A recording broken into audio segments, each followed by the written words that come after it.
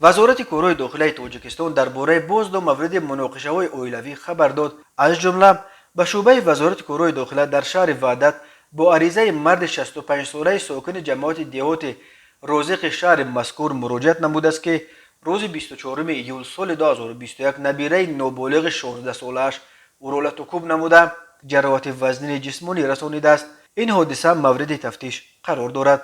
اینچنین در نتیجه برگزار نمودن چاره‌بینی‌های اپراتیوی جستجویی از جانب کارمندان میلیسیا، مرد 29 ساله ساکن ناحیه روشان با گمان قصداً رسانیدن ضرر وزنین به سلامتی دستگیر کرده شد. نامبرده 3 آگوست سال 2021 در خانه استقامتیش همسر 29 سالش را از سبب مناقشه اویلوی لطکوب نموده است.